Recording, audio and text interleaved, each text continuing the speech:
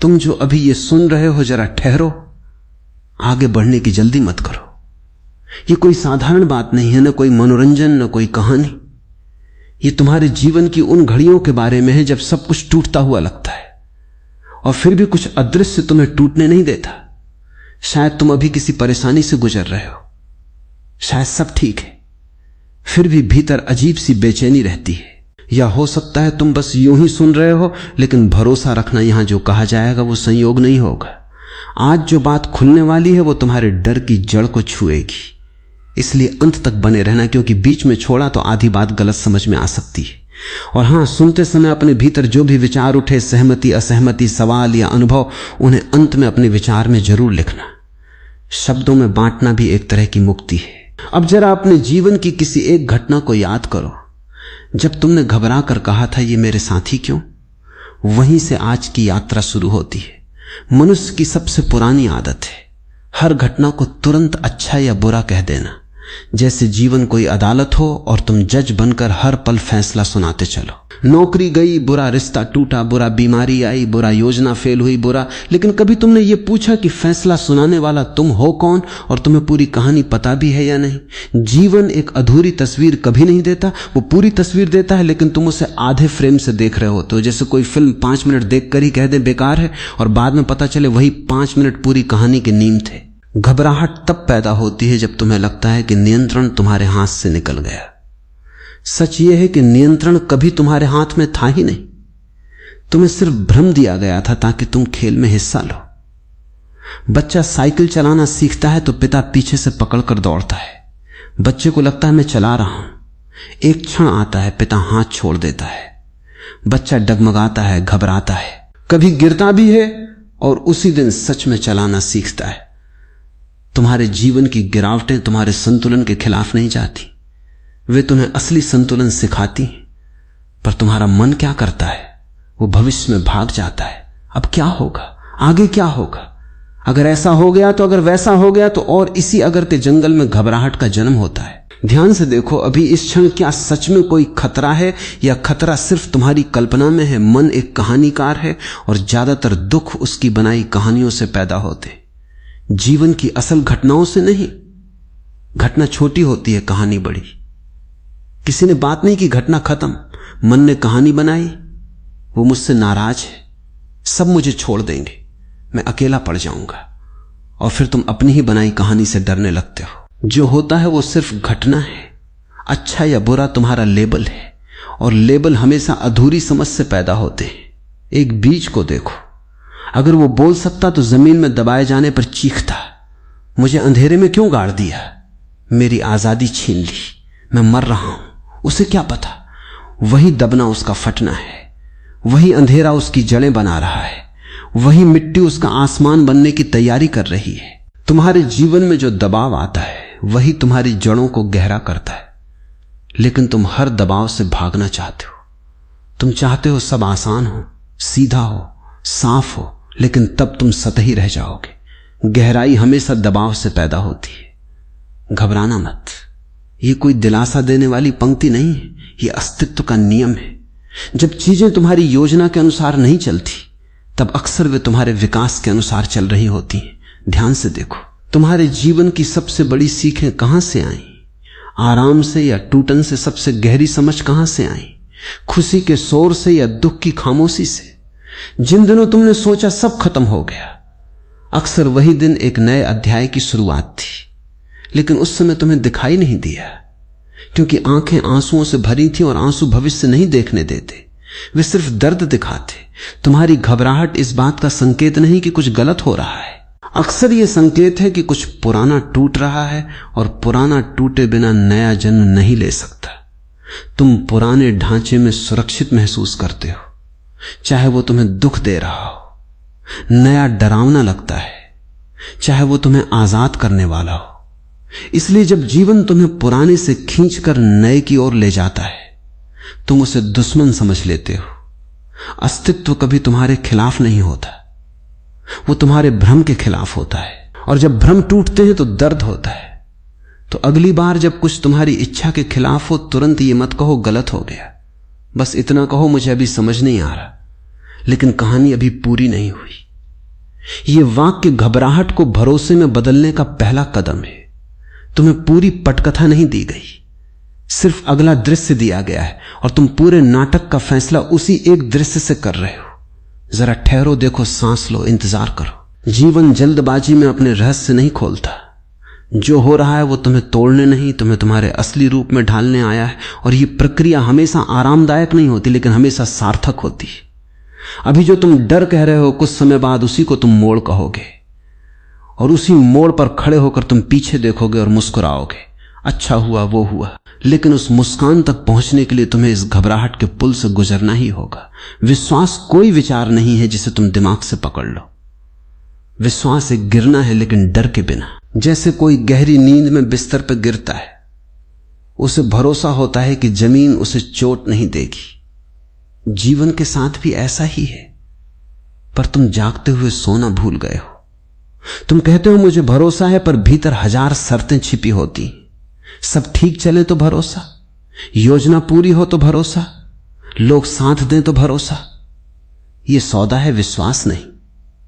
विश्वास तब शुरू होता है जब तुम्हारे पास पकड़ने को कुछ नहीं बचता, फिर भी तुम भीतर से टूटते नहीं। ध्यान से देखना, जब सब कुछ तुम्हारे हिसाब से चल रहा होता है तब तुम विश्वास की बात नहीं करते। तब तुम कहते हो मैंने मेहनत की इसलिए मिला, मैंने सही निर्णय लिया, यानी श्रेय खुद को। और जैसे ही कुछ उल्टा होता है तुम कहते हो क्यों। यानी सवाल जीवन से तुम्हारा विश्वास सुविधा पर टिका है, सत्य पर नहीं।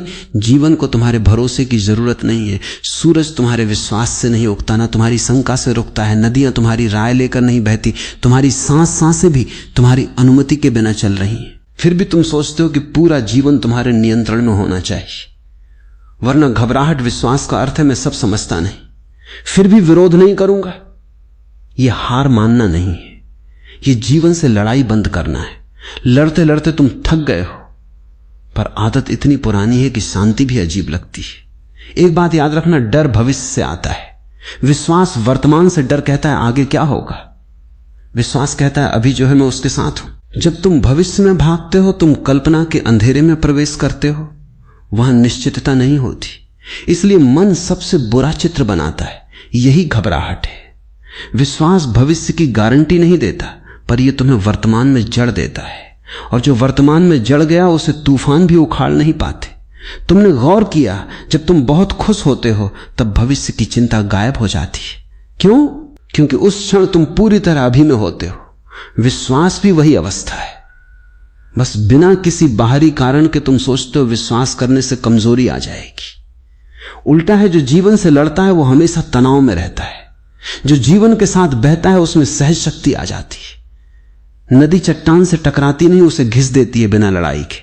विश्वास का मतलब ये नहीं कि दुख नहीं आएगा, इसका मतलब है दुख आएगा तो तुम टूटोगे नहीं, बहोगे। फर्क छोटा दिखता है पर जीवन बदल देता है। तुम्हें सिखाया गया है मजबूत बनो, पर मजबूती अक्सर जड़ता बन जाती है। विश्वास लचीलापन है।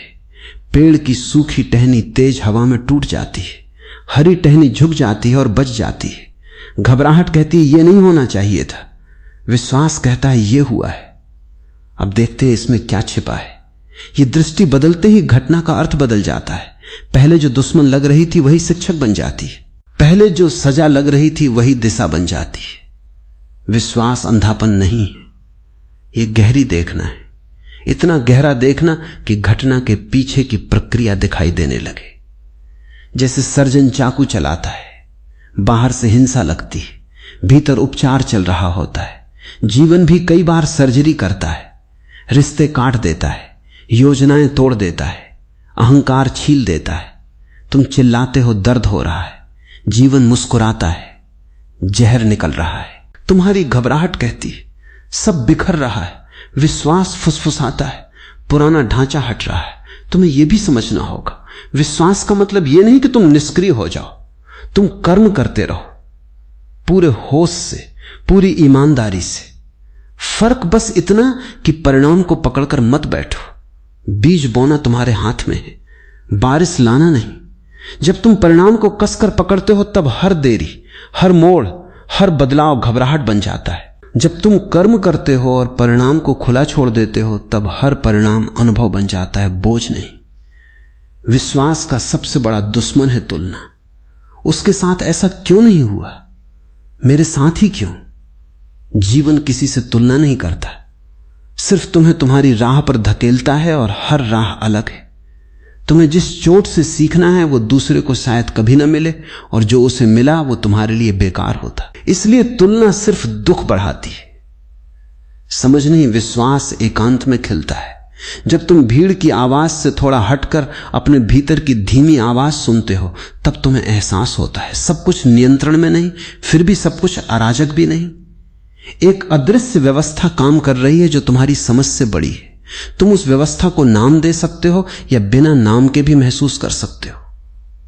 नाम से फर्क नहीं पड़ता, अनुभव से पड़ता है। अभी अपने जीवन की किसी एक परेशानी को याद करो जिस बात ने तुम्हारी नींद छीन ली है।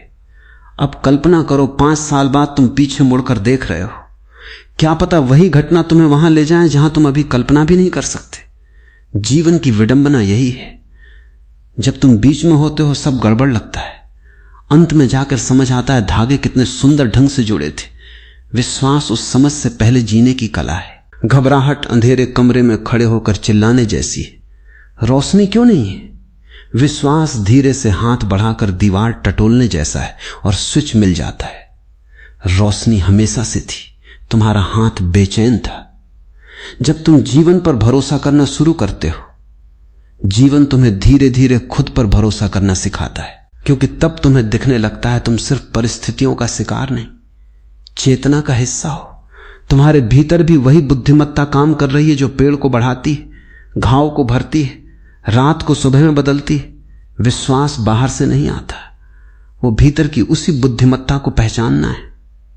और जैसे जैसे ये पहचान गहरी होती है, घबराहट की पकड़ ढीली पड़ती जाती है। घटनाएं पहले जैसी ही रहती, पर तुम पहले जैसे नहीं रहते।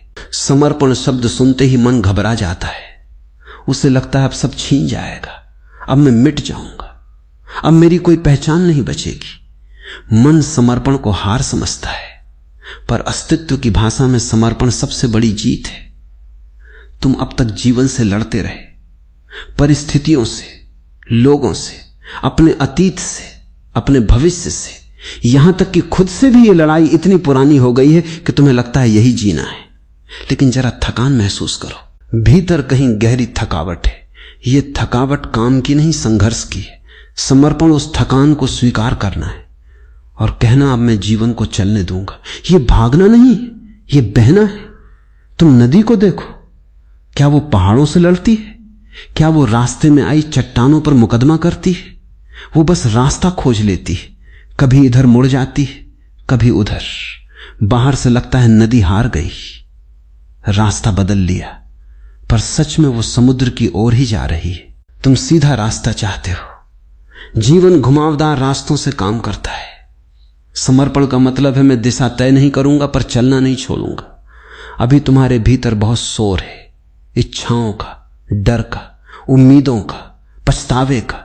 इस शोर में जीवन की धीमी फुसफुसाहट सुनाई नहीं देती। समर्पण उस शोर को धीरे धीरे शांत होने देना है।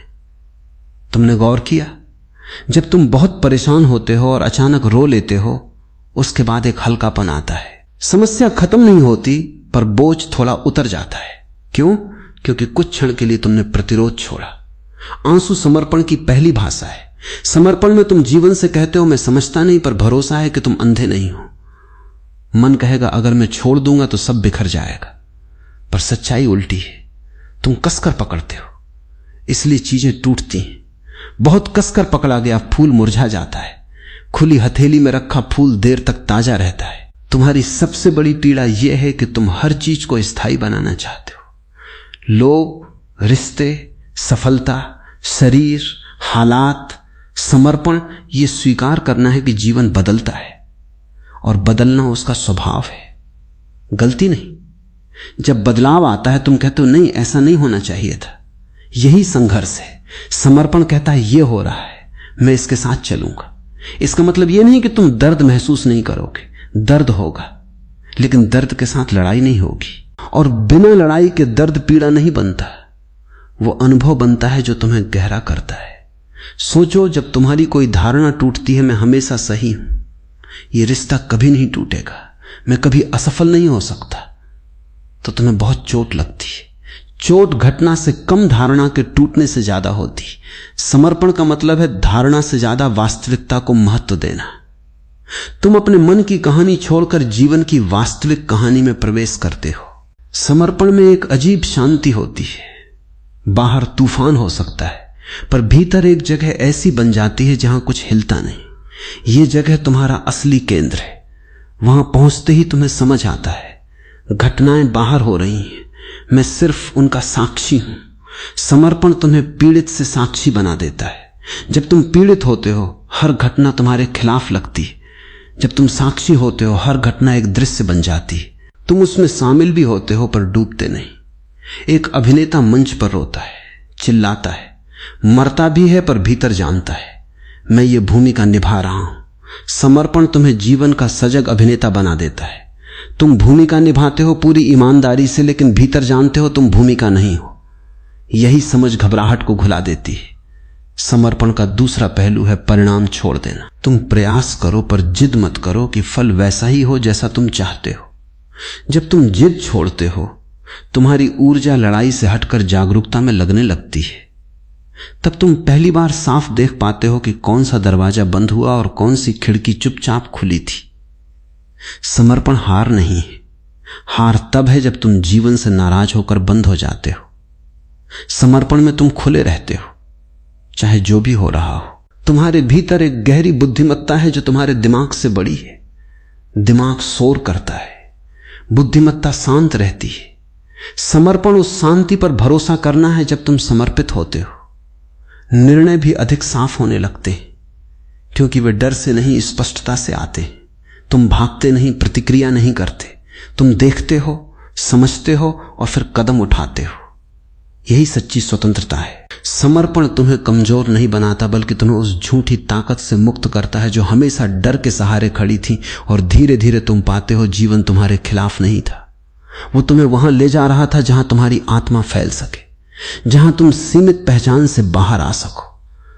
समर्पण में तुम कहते हो मैं तैयार हूं, जहां ले चलो मैं सीखूंगा, मैं खुला रहूंगा। मुक्ति कोई पहाड़ की चोटी पर बैठा अनुभव नहीं। मुक्ति तब शुरू होती है जब तुम समझते हो कि तुम्हें बांधने वाली जंजीरें बाहर नहीं भीतर थी। और सबसे मजेदार बात, वो जंजीरें लोहे की नहीं विचारों की बनी थी। तुम कहते हो मैं फंसा हुआ हूं, पर जरा देखो क्या सच में परिस्थिति तुम्हें बांधे हुए है या तुम्हारी उसकी व्याख्या। दो लोग एक ही घटना से गुजरते हैं, एक टूट जाता है, दूसरा परिपक्व हो जाता है। घटना एक परिणाम, अलग फर्क। घटना में नहीं, भीतर की पकड़ में। मुक्ति का अर्थ है पकड़ ढीली पड़ना। तुमने अपने बारे में कई कहानियां बना रखी, मैं ऐसा हूं, मैं वैसा हूं, मेरे साथ हमेशा ऐसा ही होता है, मेरी किस्मत खराब है, लोग मुझे नहीं समझते। ये वाक्य तुम्हारी पहचान बन गए हैं। तुम इन्हें सच मान बैठे हो, लेकिन ये सिर्फ पुराने अनुभवों की जमा धूल है। जब तक तुम इन कहानियों से चिपके हो, तुम हर नई घटना को पुरानी आंखों से देखोगे और वही चक्र चलता रहेगा। मुक्ति का पहला कदम है अपनी कहानी पर शक करना। क्या सच में तुम वही हो जो तुम्हारे साथ हुआ? ये तुम वो हो जो उन सब का साक्षी है। एक कमरे की खिड़की सालों बंद रहे तो भीतर अंधेरा भर जाता है। फिर कोई आकर खिड़की खोल दे तो अंधेरा भागता नहीं, बस रोशनी आ जाती है। अंधेरे को बाहर निकालने की जरूरत नहीं पड़ती। मुक्ति भी ऐसी ही है। तुम्हें अपने डर, अपने अतीत, अपनी गलतियों से लड़ना नहीं, बस जागरूकता की खिड़की खोलनी है। जैसे ही तुम देखना शुरू करते हो, पकड़ ढीली होने लगती है। तुम्हारी घबराहट इसलिए थी क्योंकि तुम हर चीज को मेरा कहकर पकड़े बैठे थे। मेरा रिश्ता, मेरा कैरियर, मेरी इज्जत, मेरा भविष्य।